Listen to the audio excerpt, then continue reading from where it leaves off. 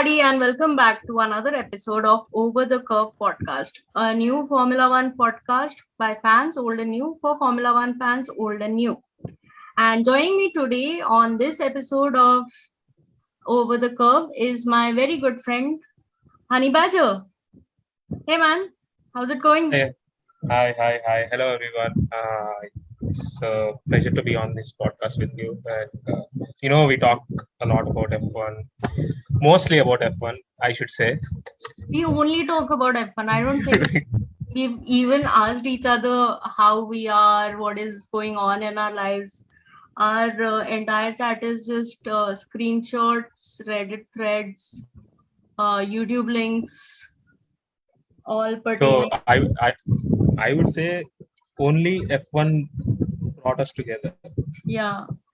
I mean, that's not true, but F1 became the center of our friendship once we realized we both like Formula One. Yeah.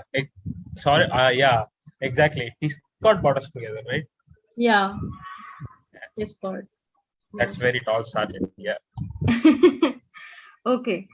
So for this episode, we will be covering our constructor predictions, and we will also be talking about Bahrain GP, the season opener, the long-awaited season opener. I thought this break was going to feel longer. Every year it feels the same. When the last race ends in December, you feel like, oh my God, I have 3 months to spare. What do I do now without any race weekend coming up anytime soon? And you'll be waiting and thinking.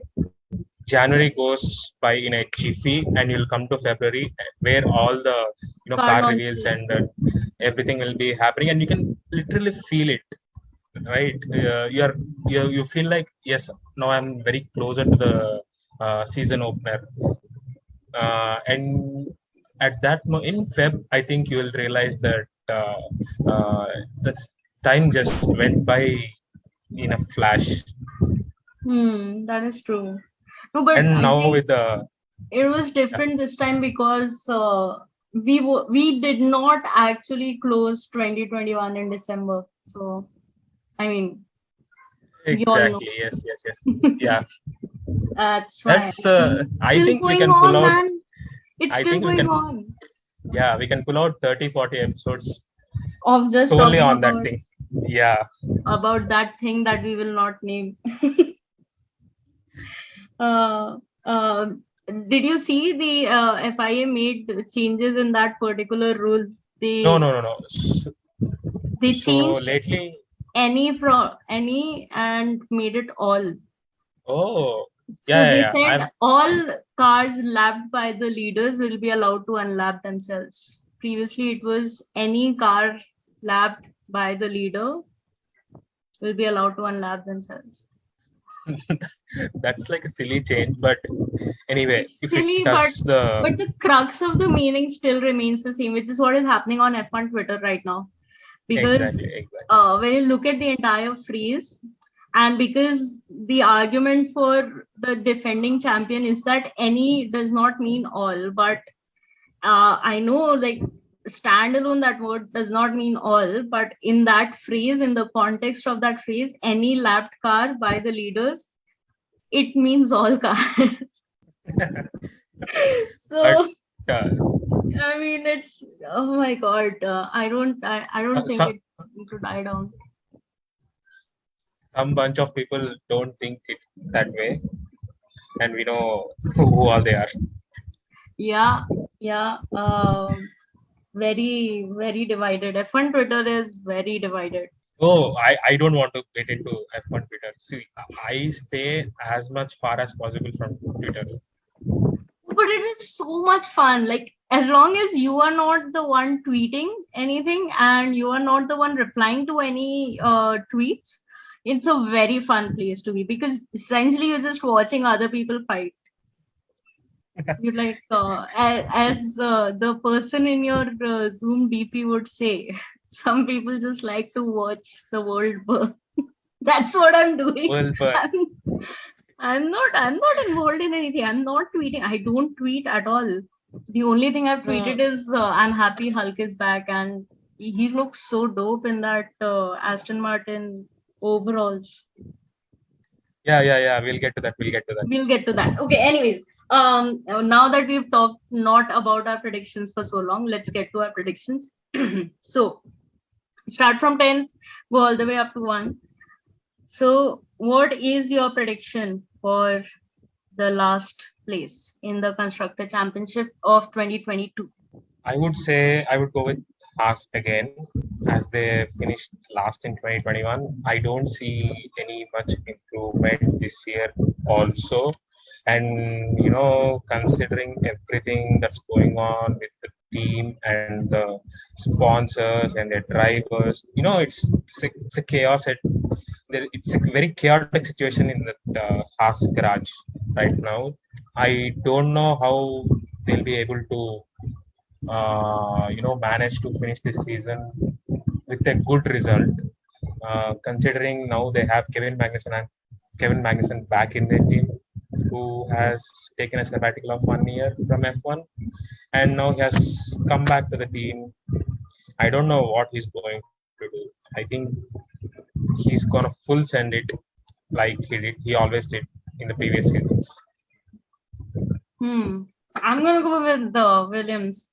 Because for me, like the 9th and 10th place is either Haas or Williams. But if I look at the driver lineups for both the teams, I have much more faith in the capabilities of both Mick Schumacher and Kevin Magnussen than I have. I'm not saying that they will not score points. I'm just saying that it's going to be close, and Williams might finish last by just a couple points. It's not going to be a huge difference, but I really think Haas might. Or I don't know if I believe it or if I'm hoping it, but anyway. So the only thing which makes me put Haas at the bottom of the list is the things which are going with the team, emotionally in the background.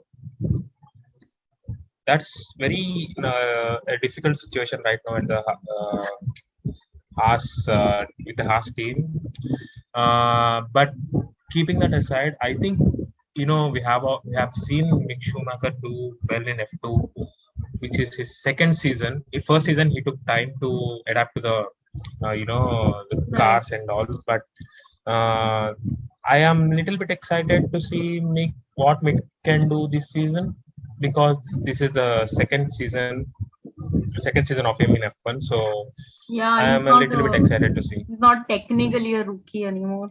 Yeah. I really think that now his teammate, like I think last season there was a lot of negativity between Nikita and Mick as well. I think we've seen that throughout the season, and it was it can't be a pleasant place to like work when you are not on good terms with your teammates. So I think from that aspect as well, and at least till the Bahrain test, the Haas was looking strong.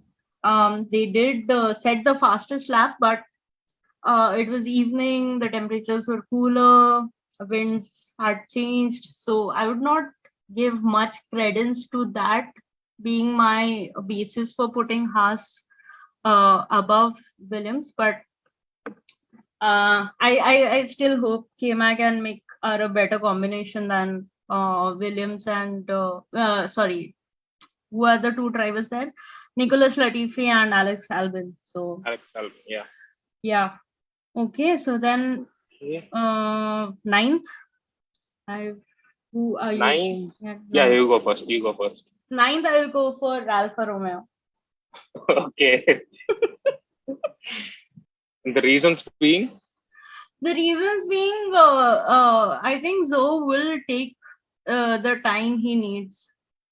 But so if I have to compare between Williams and Alpha, I think Bottas will carry the burden of points like Gasly did last year for Alpha Tauri. Again, I'm not thinking that it's going to be like a huge margin between the two teams, between all these three teams. But I still think I want Bottas to do well. He's moving out of Mercedes after so long, and he's just been subjected to so much shit, man. Yeah, 5 years of toxic relationship. 5 years of like just being a wingman or the second driver, blah blah blah. I just want him to do well, and yeah, I want Alfa Romeo to be his redemption arc. Yeah, I would want the same, but yeah, with the ninth position, I'm also going with Alfa Romeo. Hmm. We have been seeing Alpha from years, and they have been finishing seventh, eighth, ninth consistently. Yeah. I mean, most recently, the only driver which has impressed everyone in Alpha was Charles. He used Yeah, in to put Yeah, he used to put that 2018. Alpha in points every weekend. Not every weekend, every like very often he used to put that Alpha in the points position. Yeah. Yeah, it's I also after think that. Alpha needs to invest in a good race strategist. Exactly. They fuck it up. I think even last year, I think Kimi and Gio might have done a little bit better if their pit stops and tire strategies had been, better. Yeah. So about Giovinazzi, I don't know why they let him go, because he has been with Ferrari Driver Academy since a very long time. Yeah. Um you can give a benefit of doubt to him, and you can try. I suggest him, they could have tried him for one more season, but anyway, it's not our fault, it's not their fault also. They want results, and Jonas is a good driver, but he hasn't showed the that class, or that want to win, that determination in any of the race, I would say, compared to other drivers. Yeah, I mean, even last year we had a couple of crazy races, right? If you look at Hungary or even Russia to a certain extent, because towards the end when the rain started, everything became chaos because it all became about when you pit for the wet tires or intermediates, right? Yeah. So, but I don't think they were able to take the advantage of such situations. I'm not saying that I expect Alpha to finish in points every time, but there were certainly opportunities last year that, Alpha could have capitalized on. That's why I'm saying they need a better strategist. I think a lot of it also has to do with them just not being good at making their strategies. Yep, agreed. Fair points. Yeah. I'm Even also excited with Alfa Romeo's driver. I mean, actually, the most excited to see what Bottas can do in an Alpha. Yeah.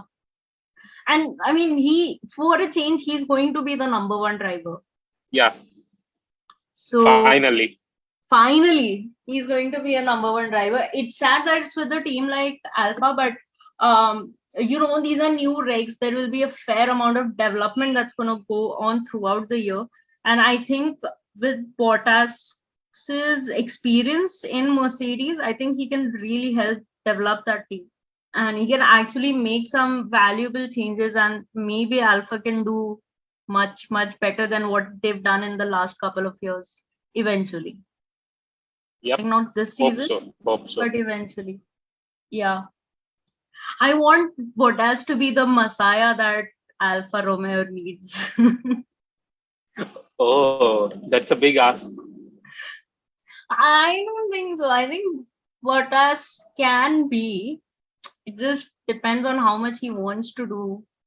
But I think there is a reason he decided to move there, especially when you consider leaving a team like And it's Mercedes. also unfortunate, right? So the same situation, like in 2018, when Ricardo was in Red Bull, he decided to leave the team, and he had found a spot in Renault, which is like a kind of, I would say, midfield team, but a better team than Alpha.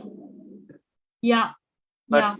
Bottas, wrong timing, and all the teams they have considered, but Yeah, they I couldn't think make a if space. Bottas wanted to make his move, I think 2020 would have been a good time when there were a lot of drivers who were out of contract in 2020, right? Exactly. Yeah. So, and I think everybody knew that the new regs were coming, and I don't think, with the exception of Alpha and Haas, we haven't seen any driver lineup changes this year. Yeah. So yeah, Bottas should have acted before. But I think Mercedes might have been a little less keen on retaining Bottas because they were also worried that George might leave. Yeah, that dude has paid his dues in Williams. I think so. Yeah. He's done more than enough in that Williams, and yeah, I think they were So just worried that George might just leave or get poached by George somebody else. George and Williams was a bargain for 3 years. Yeah. Yeah, but I mean, like, I felt bad for George considering all his friends were driving for top teams. But I'm glad that he is in Mercedes now, and we'll see what happens. But okay, for now we will get there. But for now, let's move to the 8th position. Your pick is, Yeah. who is your So 8th pick? my pick is Williams. I am going to go for Haas. Okay, that's a bit bold, I would say. Yeah, I want even this prediction to be wrong, but yeah, I think K-Mag and Mick together, I think they are a very good driver pairing. Cool. Yeah. Yeah, and I mean Williams and Haas are almost at par in pace. I would not say one has an advantage over the other. And even during testing, I think both the teams had their own set of problems.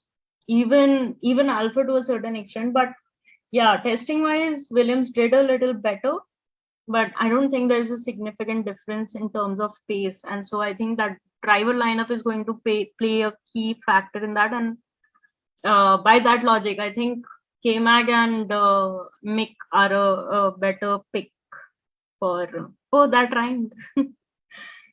K-Mag and Mick are a better pick. Yes. Yeah. Okay, anything you want to add for Williams for 8th? So regarding Williams, I am most excited about Alex Albon, who is making his return to F1 after 1 year. After that horrible 2020 he has had with only one podium. One is it? Yeah, one podium because Alex Albon sucks. No. I wouldn't say that. I don't like him. Not the I, biggest fan because he replaced Pierre Gasly. so that's what, right? So even Pierre Gasly wasn't good enough in Red Bull in 2019. Yeah, but I mean that's Red Bull's problem, and I would give a pass to Pierre Gasly because he was only in the seat for 6 months, as compared to Alex Albon, who had a year Albon, and a yeah. half. He had a long enough time, and I don't think at that time Red Bull was too much into like sacrificing the race of their second driver to give Max an advantage, like we saw last year with Checo. So yeah, I don't think Alex Albon can handle the pressure of at least the Red Bull. We'll see what happens in Williams. So when he was at Toro Rosso, he was very good. Like there's this place in China where he had a crash, I guess, in the qualifying Q1 or Q2, I guess, and somehow to the race, the car was ready when the race was started. Sorry, he started in pit lane, I guess, Okay. and he put that Toro Rosso into points. Oh. Yeah. That was a monstrous race for him. Very impressive. That was very impressive. And the next one, He impressed me in 2019 Spa, where he was promoted to Red Bull. Yeah, I mean, it was. I still think that Red Bull's first mistake was letting Danny Rick go. Um, I No, think it was more of a loss for Danny than Red Bull. no, but I mean, I think if Danny Rick and Max had continued, they would have at least done something more a little earlier. Yeah. Only Ricardo was able to push that Red Bull second car over the years. Like he was the only consistent performer. So Yeah. the guys who took up the job after Ricardo, Gasly, and Albon have massively failed, and Sergio, to an extent, he was good. Sergio was good, but I mean, I don't think we can measure Sergio and Danny Rick because they were racing under very different circumstances. Because when Sergio joined the team, it was very clear that he's only there to be the wingman to Max. Like Yeah, exactly. nowhere it was like that Sergio would be that chosen star or they would let Sergio win or whatever. I don't think that was going on. I mean, sure, Red Bull wanted to win. I'm not saying that they did not, but I don't think when Max made his debut, I think in 2016, right? I don't think they would like, okay, Max is going to win his championship in 2016. Yeah, that's not the case. Yeah, I mean, not every rookie can come close to winning the championship in Not the. everyone can be like Hamilton. I mean, I did not want it to be that obvious, but yeah. Hey, by the way, Hamilton has you know, he has the best rookie season in F1 history. Yeah, I mean, he lost the championship by 1 point, right? 1 point to Kimi, the last Ferrari champion. That Damn. hurts. That hurts. Saying, just spitting it out, that hurts as a Ferrari fan. Yeah, I can imagine. But yeah, I mean, I knew Kimi won by 1 point, Yeah, but one I point. did not know that Hamilton was the one he beat. Back to the subject. So, Yeah. I would say I'm excited about Williams this season because they have good driver pairing. Uh, that's why I want them to finish higher than last season. Hmm. I would have given generously a sixth or seventh, but that Mercedes engine. So I don't want to give it that But upgrade. how can you back a Mercedes engine being a Ferrari fan? I mean, Haas has a Ferrari engine. That's okay, no, that's okay. So we are like that. I am. I'm sure I'm not. I'm speaking on behalf of all the Ferrari fans. Forgive me if I speak anything wrong. Yeah, I'm just worried. I know the Ferrari looks good, but I think Ferrari is going to just do Ferrari things and just fuck it up. So basically, how we see Haas and uh, Alpha is they are just the feeder teams. Hmm. They are just the teams which can prove good drivers to come into Ferrari. That's how I see those two teams actually. Okay. All So right. I don't mind. I don't mind wherever they finish. Okay. Fair enough. Okay. All right. So shall we move to seventh now? Yeah, sure. So my pick for seventh is Alpine. Okay. What's yours? Mine is, I think it would be a surprise for you. It's Alpha Tauri. What? Yeah. No. So I have reasons. I believe these are the right reasons. I may be wrong. I may be right. Let's see No. at the I end of the am season. without hearing your reasons, I will say like an Andha Bhakt that your reasons are bullshit. That's true. That's true. I am not denying that. No, but So okay. What are your reasons? my reasons would be, so we have seen this. pre-season testing, shakedown, or whatever they call it. Yeah. And Red Bull looks very off the beat. No, they don't look good. In the garage, the environment looks so tense, and they're not confident this year. Yeah, because they're looking at And the Mercedes car and bitching and moaning about it. yeah, sure, that's one thing. And no, but technically also, I think they're not confident about their car this year Okay. because they have put so much time and resources and energy into the 2021 championship. 2021. So I think they are on back foot now, and that goes along on the same lines with AlphaTauri as well, since it's the sister team of Red Bull. I mean, Hmm. they have had a good 2021 season. I'm not denying that, but mm, and yeah, some part of me tells that Alpha Tauri is not going to finish like they did in 2021. They would earn far more less points this season. And then my second reason is I think Sunoda and Gasly are going to be new Grosjean and Magnussen of it. Okay, I can agree with the first reason. I don't agree with the second. I can't get on board. I love Pierre Gasly. I love him with all my heart. I love Pierre Gasly too, but I'm not saying that I don't love Pierre Gasly. It's just that they're going to do a K-Mag and Grosjean this season.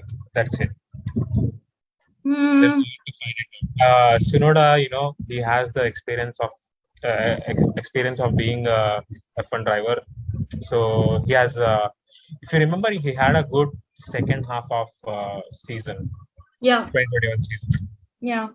So I think the kid is going to go all out this year, Yep. and I mean, um, a lot I of people forget that Yuki finished fourth in Abu Dhabi. Like, who people cares? don't remember that. People don't Who remember cares? Carlos Sainz was also on that podium.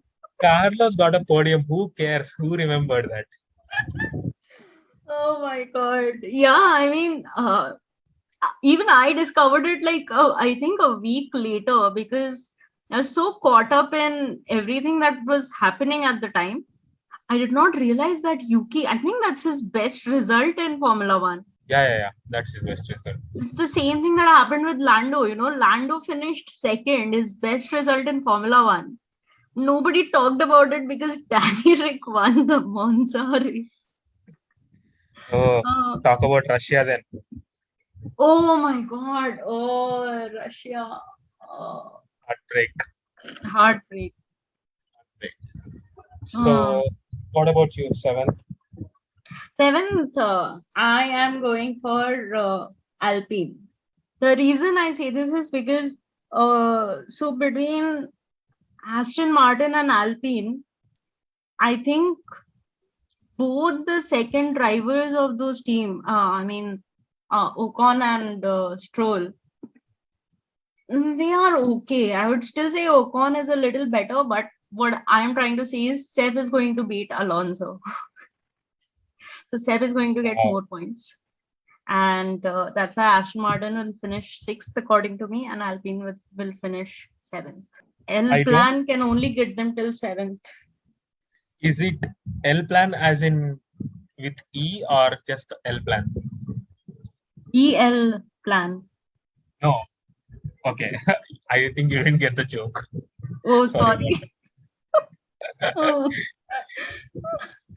Oh. But yeah, I mean, I'll and also, I mean, my feelings about Fernando Alonso. I think he's a great driver, but not the best person. Uh, I want him to do good, but does that mean I think he's gonna beat Seb? No. I don't mind Alonso or Seb beating each other. I mean, whoever comes out on the top, I don't mind because I love both of them equally, not equally, but yeah, No, I don't mind at all. Whoever comes out on the You top. have to decide. They both That's have my been band. Ferrari drivers. Yeah, Uh, yeah, they're both world champions. exactly. Yeah, but man, I'm so sad. Seb's record is going to get, like, his streak is going to get broken, consecutive starts because of this weekend. Uh, that's really, really sad. Yeah, Like, yeah. anyways, so yeah, I think Alpine would marginally finish lower than Aston Martin. I don't have high hopes from either of them. They are fast, but they're not fast enough.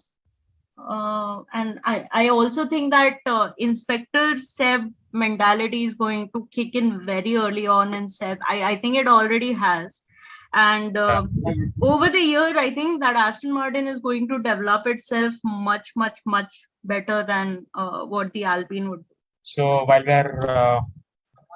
we are at it, speaking about Alpine, I would say my sixth one. I'm moving the sixth one. Is that right? Is that Yeah, okay? yeah, yeah. Sixth. So my sixth pick is Alpine. Okay. Uh, I am not very excited about Alpine this season. I Oh, mean, you don't they like have the had pink a livery? no. It's not at all about the color.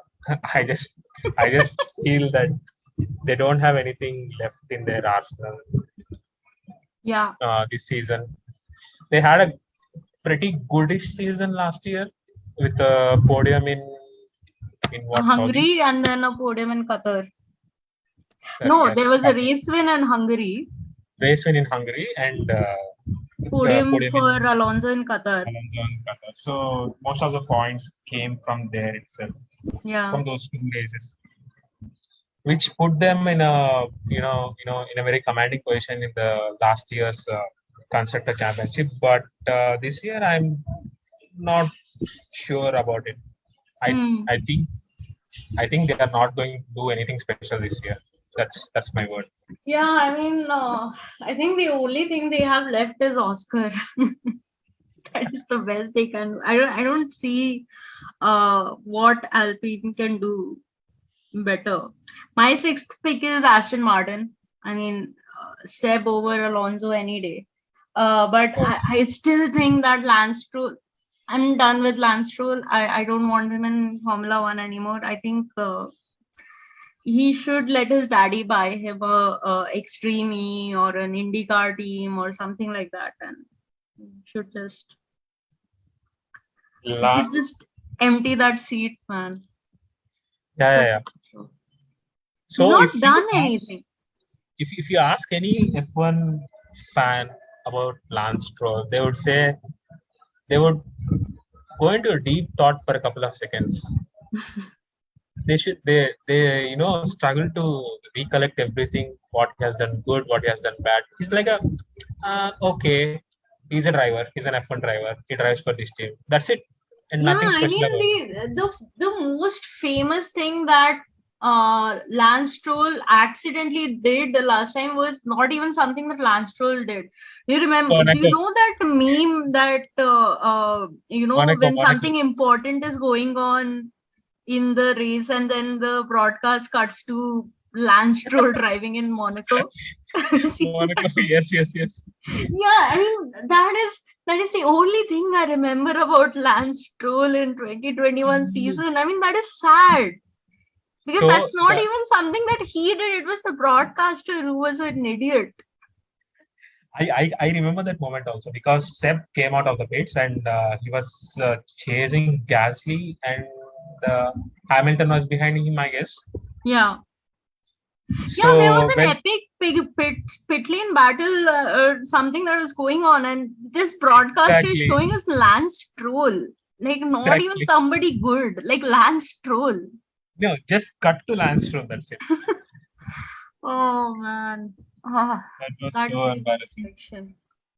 Yeah. Yeah, but I mean, So I really think that Lance Stroll should, like, he's done. I mean, I understand that it's his daddy's team, but I think daddy also needs to realize that he's done, man. Can you imagine? Can you imagine a driver pairing? of Sebastian Vettel and Nico Hülkenberg for the entire season. That would be a dream for them. No? I know. And despite Hulk being away from Formula One for so long, he's still going to outperform Stroll. I'm 100% confident of it. Yes. I would trade Seth for a weekend only to see Hulkenberg race in that car. Yeah. I really think that Papa Stroll needs to make some hard decisions regarding his son's future in Formula One. So there is this interesting thing. So if I tell you about if I tell you like what do you think about Nikita Mazepin? What would you say? You have at least something to say. I don't like this guy. Yeah. He doesn't drive good. You have some opinion on him. Yeah. But when it comes to Lance Stroll, I don't have any such opinion. Yeah, he's like, okay, he's driving. That's it. Yeah, he's driving. His daddy owns the team. That's why he's driving. That's all I know about Lance Stroll. And that's even if someone who doesn't watch the sport asks me about Lance Stroll, I would say he has been driving in Formula One since 2016, 2017. And his father owns a team and he drives for the team. That's it, I would say. Yeah, that is it. And like I've spoken to some friends about him, and they've said that he had a good career in the lower formulas or whatever, but I mean that does not automatically translate into you having a good Formula One career. I mean, just because you did well in F2, exactly, does not mean you're going to do in F1. Yes. Like he was a 2016 Formula 3 champion. Yeah, Formula 3 European Championship. Not even Formula 2. Yeah. And he was a Ferrari driver and blah, blah, blah. It started with Williams, then moved to Racing Point. Now it's Aston Martin, blah, blah, blah, whatever. But he's only in the sport because of his dad. And at some point, Lawrence Stroll has to realize that his son is like literally burning his money in a car. Exactly. I understand he's a billionaire, but he did not become a billionaire by letting his son do whatever the fuck he wants to do. But the day he realizes that he would be out of F1, right? Both daddy and son. Yeah, I mean, that's the only reason I'm worried is that, and the only reason I would say that Lawrence Stroll should not have that realization, if his involvement in Formula One is only to give his son a seat, then I don't want him to realize it, because I don't know where Sebastian Vettel would go if that happens. I think he would retire. But that would be so sad. So sad, but he doesn't have any option, right? So Seb being in,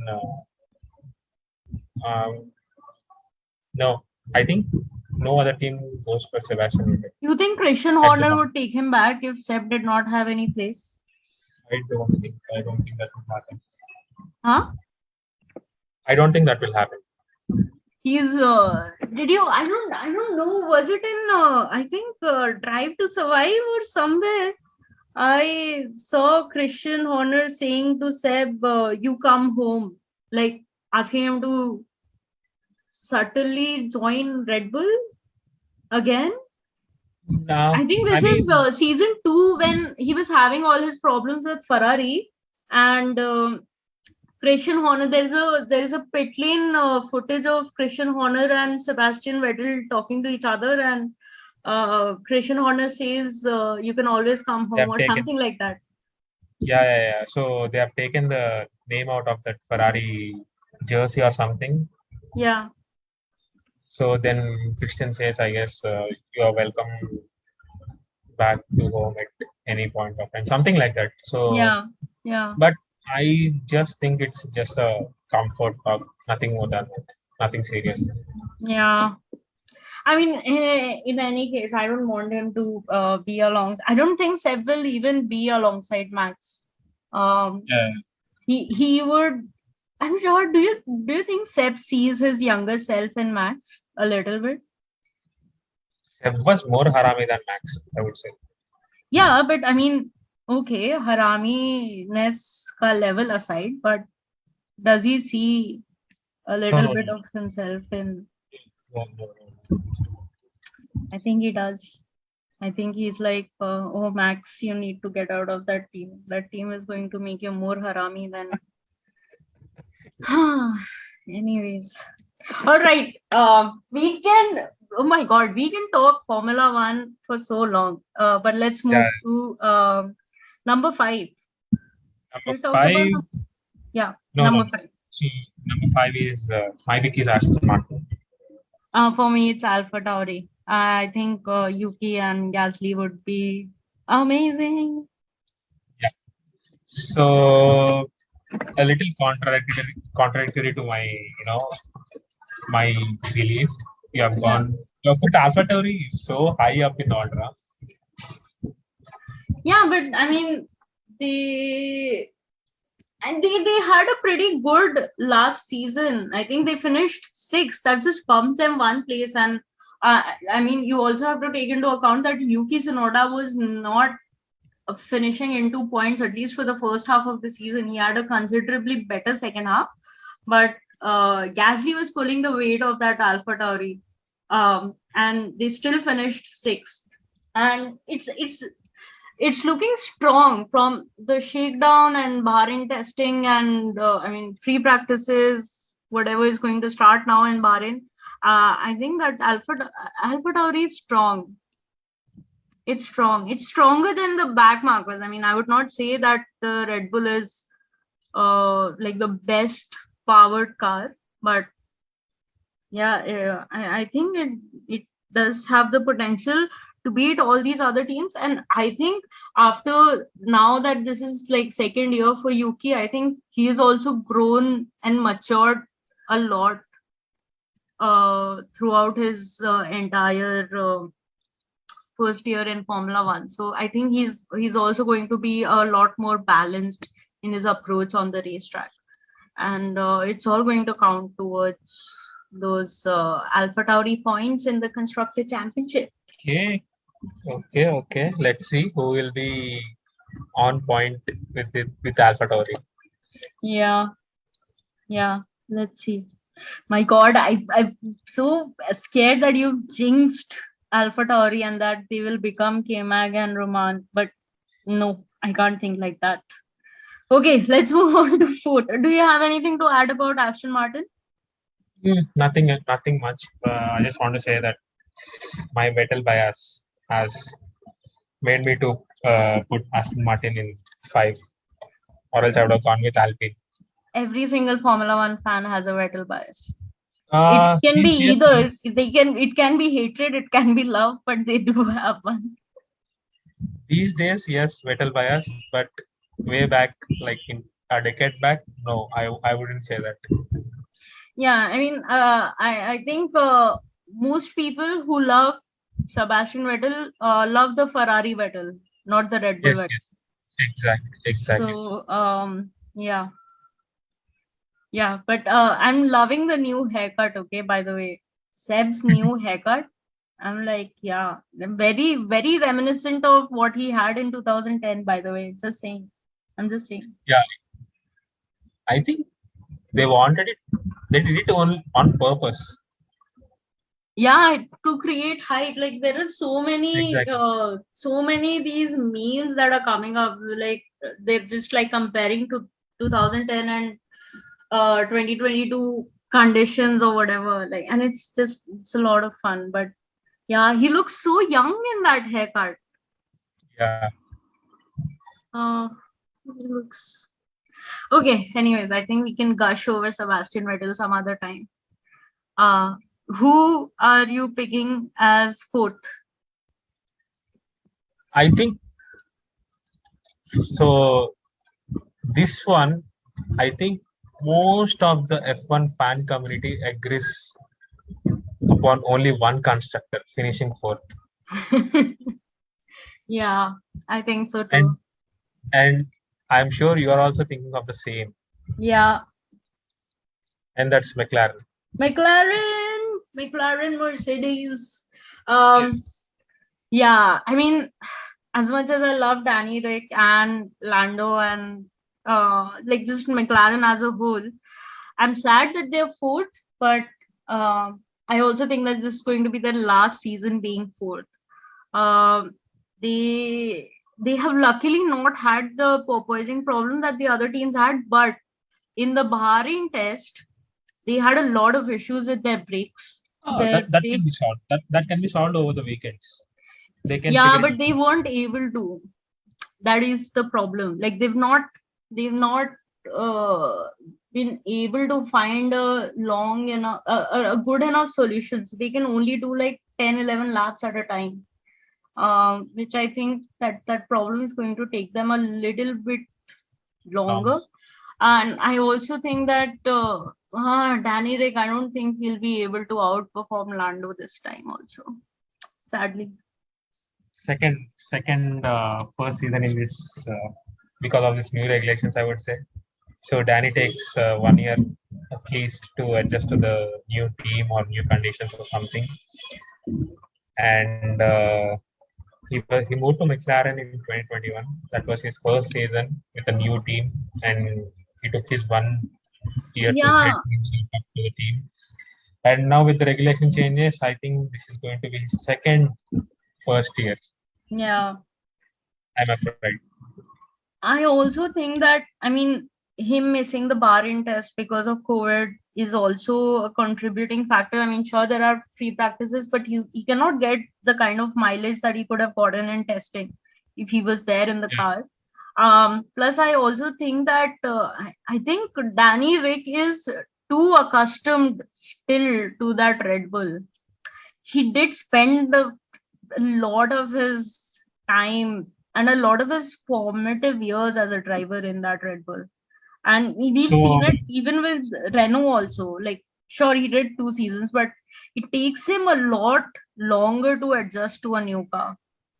exactly. So when he moved to Renault, I think after 2019, after like 6 to 7 races, he told that I'm not confident on the brakes as I was in With the Red Red Bull, Bull. with Yeah. Red Bull. So he nailed that Red Bull, second car.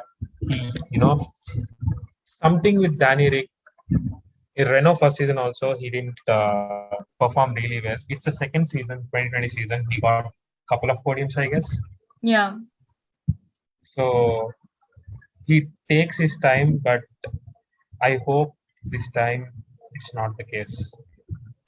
Yeah. I mean, but I really think that this season is do or die for Danny Rick. Although I think his contract is till 2023. But if he takes even this year to get accustomed to that car, while he may remain in McLaren next year, but there might not be a contract renewal after that. Yeah. Because if he's costing them 2 years, they would much rather get another rookie, because Lando now is not a rookie. He is a little, I mean, sure, there is a little bit of lack of experience and a lack of maturity in him, but he's not technically a rookie in Formula One now. So, Yeah. or maybe Seb moves there. You never know. All right, that's a bit ambitious, I would say. Yeah, I mean, a girl can hope. Okay. Let's move on All to right, the let's top move three. on to the third place. I Third have place. picked Red Bull Racing. What is your pick? How? How? Red Bull is, No, I think they will have a very tough competition from Ferrari and Mercedes. And you have to understand that Max cannot do Max things. Now the racing directors have changed. He already has 7, 8 penalty points. He cannot just keep on diving and crashing with people. And this is also the year of financial caps, right? Every time you have a crash, and whatever you spend in the repairs is going to get included in that financial, whatever the limit that they have to be extra careful. And I mean, last year we saw Lewis to a large extent would back off, but if you're thinking that Carlos Sainz or Charles and even Lewis this time, he's already said that he's going to be much more aggressive this year. If you think these people are going to back down now, no, it's not going to happen. And then Max cannot do anything until September because he already has way too many penalty points. Yeah. And I mean, sure, Checo, but then that's again only one driver. I'm not saying that Max will not score points, but he wouldn't be able to attack or defend the way he has done in the past. So yeah, even my pick is Red Bull for the third place. Then why were you so surprised? No, I am surprised that why are we picking the same things? This is supposed to be the exciting part, the 1, 2, 3. No, but I would much rather have an exciting midfield because you'll see with my number one prediction. I am afraid that our number one predictions also are the same, and I just don't want to be it. So speaking of Red Bull, I think they won't be able to be as quick and as effective as last year.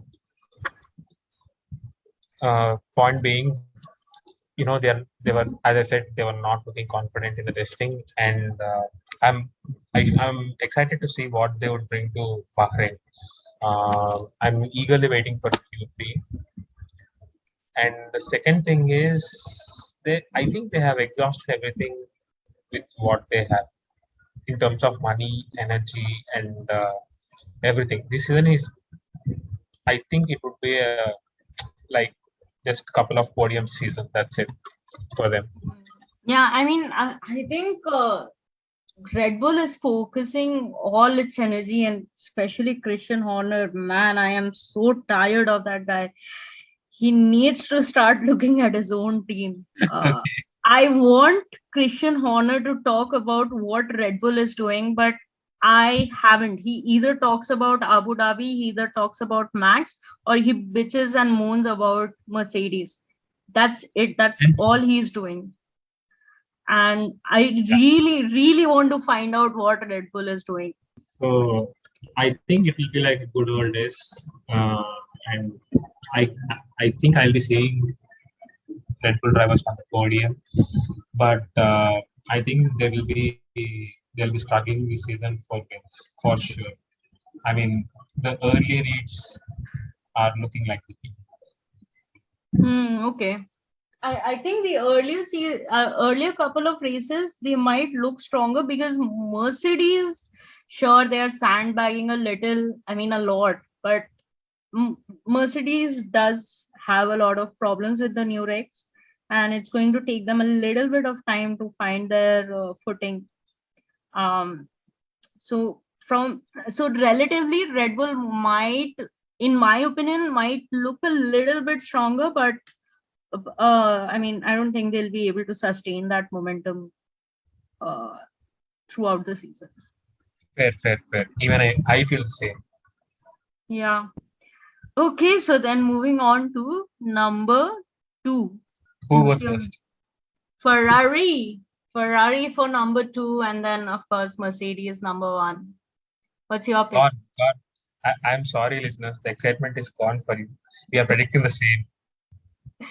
We both are predicting the same. I expected you to not have that prediction because you're such a Ferrari fanboy. But I mean, I guess the reason we are friends is because you're also an objective person. So I want to pick Ferrari as well because the only reason being I have been through a lot of seasons being a Ferrari fan and seeing Mercedes lift the world Constructor Championship every year. Yeah. So this year I don't want to jinx it. Just that's why I'm putting Ferrari into. Oh. Yes. No, the reason I am putting Ferrari second is because I am predicting that the Ferrari team is going to see a Lewis Nico rivalry this year. Oh no, I don't think so. I think so. Carlos Sainz is very strong, but Charles is that chosen boy, which was the case. Nico was very strong, but Lewis was that chosen boy. And sure, I mean, there are a couple of So different things. I mean, Lewis and Nico obviously had a lot of history. They were friends even before coming to Formula One, and I think that's why their rivalry was that much more extreme. But I still think that there is going to be a lot of friction in that team. I'm not necessarily saying that they might crash into each other, but if I had to pick a team that is definitely going to crash in at least one race with like both their drivers are going to crash with each other, I would have picked Ferrari. They came very close last year. no more of those nightmares. You just don't want me to jinx it. Okay, go ahead and jinx it. No, I'm just saying, I mean, they both, and Carlos Sainz is a very rare, exceptional talent. I mean, I did not expect him to beat Charles in his first year in the Ferrari. Nobody did, I think. So when I first learned that Carlos Sainz is going to be a Ferrari driver, so the first thought that came to my mind is, oh, this is just a filler until Mick Schumacher gets ready to jump into the Ferrari. So yeah. that was my initial thought, but he completely proved me wrong, and I I would I would now go to some. I would say Carlos is my favorite driver at Ferrari right now.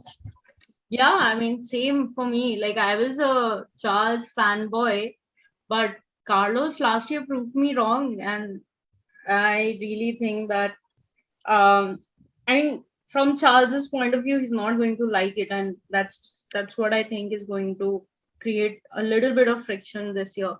And they might just keep on like taking points off of each other, and I don't know. But I don't. Ferrari is going to do Ferrari things somewhere to have a Ferrari performance in this year as well. So this is the thing with Ferrari.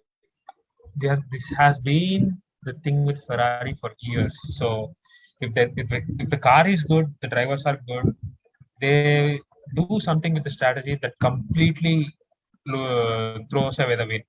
Okay, Yeah.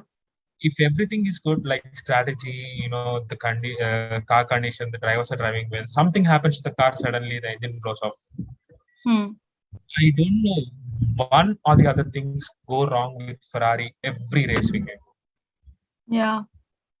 When you think everything is going perfectly, you know, a pit stop error happens. Yeah, I mean, look at Monaco last year. Look at Exactly, yeah. Charles could have started on pole, and I don't know, like I was so excited to see him, and like I mean, we all know what Monaco means to Charles, and I mean, I was just like, why Ferrari? How could you? How could you? And yeah, so that's why like Ferrari is just going to do Ferrari things and going to fuck up like Ferrari does, and that's why they're going to finish second. Okay, yeah. But in all seriousness, I think that Mercedes is still stronger than Ferrari this season. They may not be, as they say, they may not be competitive in first couple of races, but I'm sure they are going to pick up from the third or fourth race. I am sure about it. I have seen a lot of sandbagging from this team over the past years. I don't give even a benefit of doubt to them. Yeah, They and are I going mean, to completely, outperform Ferrari this year, I would say. yeah, I mean, Mercedes, even with everything that happened last year, I think Lewis Hamilton, we're going to see like a totally different Lewis Hamilton this year. Yeah, and that one statement from him, he sent fears down the grid, right? Yeah. That's like I've never seen Hamilton make those kind of statements. So he's like hungry for championship more than ever. Yeah, more than ever. So I think it would be exciting to see what unfolds this year. But yeah, I think that brings us to the end of our constructor predictions. Before we wrap up quickly, what are your thoughts on Bahrain GP? What are you? Let's do predictions for the race also. What Okay. is your podium finishers for Bahrain? Okay. So for Bahrain, I would go with I would say Charles finishing first, Okay. Lewis second. Lewis second. Okay.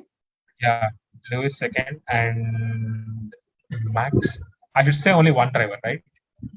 Yeah, yeah. 1, 2, 3. Like, give me the first, second, and third place. No, no. Can I put two drivers?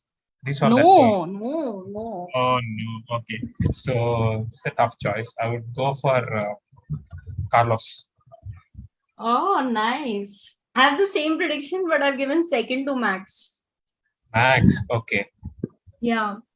And okay, sorry. My first is actually Carlos. So my prediction is Carlos, Max, and Charles. Oh, then you're taking Lewis out of the equation completely. I think yeah, Lewis is they have big problems with the porpoising. I really think that I've you've seen that car bounce, right? It's going to be a I little have seen difficult that. for them. Like the only, I mean, Mercedes can pull something totally different because they are running two different floors for both their cars in the free practice. So I mean, I could be totally wrong, but I've made these predictions before watching anything that happened in practice. So I'm gonna stick to it. Okay, so who do you think is going to get the fastest lap? George Russell. Russell, nice. Okay, and give me three other predictions. Other predictions are in general. Yeah, general. Like I'll tell you. My predictions are Hulk finishes in points. Um, then another is there will be at least 3 DNFs, and Mick Schumacher will beat Magnussen in the first race. Okay. That ways. Okay. I would say, yeah, Hulk finishes, especially in seventh. Hulk in seventh. Yes, exactly. Because he has been doing it for years now. That's his favorite finishing position.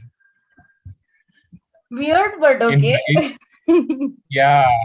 So when he was at Renault, he always used to finish at seventh. Maybe it's because there were 3 other constructors that were better than Renault. Exactly. That the rest of the list. The best of the rest, sorry. Yeah, best of the rest. Yeah. Yeah. Okay. So Cool. Hulk to finish on seventh. Okay. And I would say Mick to finish in points. Make to finish in points. Oh, nice. Yeah. For somebody who's placed Haas last, sure to have too much faith in Mick. You'll see what that kid can do. Yeah. Okay. So what's your last prediction? Last prediction is Tsunoda DNF. Who?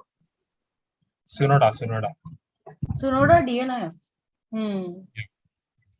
Okay. All right. Okay. Those are some very spicy takes. I love them. I love. We're Yeah. going to keep tracking this.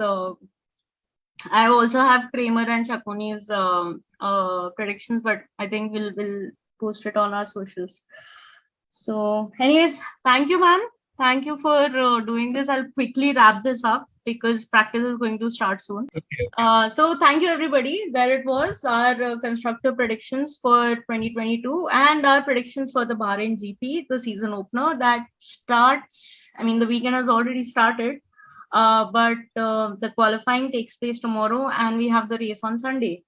As always, if you like the podcast, please like, share, leave a rating, leave a review. Write to us at overthecurvepodcast@gmail.com for any feedback, queries, anything you want us to cover. If you want to come on the podcast, write to us. Until then, thank you for listening and goodbye.